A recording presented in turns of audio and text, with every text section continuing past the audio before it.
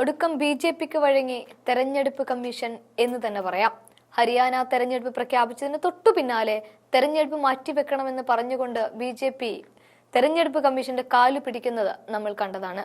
അപ്പോൾ തന്നെ കോൺഗ്രസ് പറഞ്ഞു ഇത് തോൽവി മുന്നിൽ കണ്ടുള്ള ഭയമാണ് എന്ന്.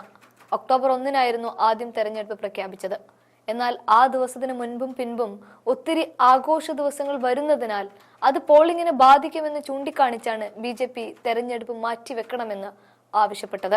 എന്നാൽ അത് അക്ഷരം പ്രതി അനുസരിച്ചുകൊണ്ടാണ് ഇപ്പോൾ കമ്മീഷൻ തെരഞ്ഞെടുപ്പ് തീയതി ഒക്ടോബർ 5-ലേക്കും തെരഞ്ഞെടുപ്പ് ഫലം ഒക്ടോബർ 8-ലേക്കും മാറ്റിയത്.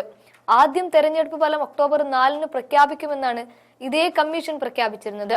ബിഷ്ണോയി സമുദായത്തിന്റെ പരമ്പരാഗത ആഘോഷം കണക്കിലെടുത്താണ് അവരുടെ ആവശ്യപ്രകാരമാണ് തെരഞ്ഞെടുപ്പ് മാറ്റിവെച്ചത് എന്നാണിപ്പോൾ തെരഞ്ഞെടുപ്പ് കമ്മീഷൻ നിരത്തുന്ന ന്യായീകരണം. പക്ഷേ അത് തന്നെയാണ് BJPയും പറഞ്ഞിരുന്നത്.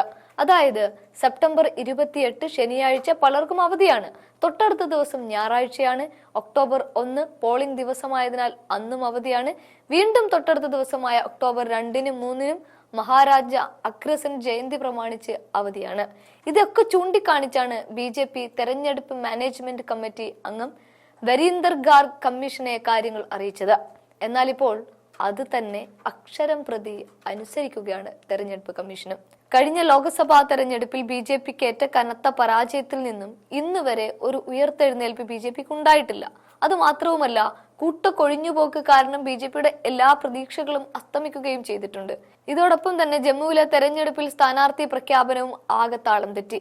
ഇതോടെ BJPയുടെ മുതിർന്ന നേതാവ് മോദിയെ വെല്ലുവിളിച്ച് പാർട്ടിയിൽ നിന്ന് ഇറങ്ങിപ്പോവുക മാത്രമല്ല, BJPക്കെതിരെ സ്വതന്ത്രനായി മത്സരിക്കുമെന്ന് വെല്ലുവിളിക്കുകയും ചെയ്യുകയാണ് ഉണ്ടായത്. സത്യം പറഞ്ഞാൽ ഇതെല്ലാം മുന്നിൽ കണ്ടുകൊണ്ടാണ് BJP ഹരിയാനയിലെ തെരഞ്ഞെടുപ്പിനെ മാറ്റിവെക്കാൻ ആവശ്യപ്പെട്ടത്. കർഷക സമരത്തിന്റെ ഭാഗമായി ഹരിയാന BJP സർക്കാരിന് വലിയ വീഴ്ചയും സംഭവിച്ചിട്ടുണ്ട്. ഇങ്ങനെ ആകെ മൊത്തം തൂക്കിക്കണക്കാക്കുമ്പോൾ BJP രക്ഷപ്പെടുക നന്നേ പ്രയാസമാണ്. എന്നാൽ അവിടേക്കാണ് BJP എന്താവശ്യപ്പെട്ടുവോ അതനുസരിച്ചു കൊണ്ടുള്ള പ്രഖ്യാപനവുമായിട്ട് തെരഞ്ഞെടുപ്പ് കമ്മീഷൻ എത്തുന്നത്.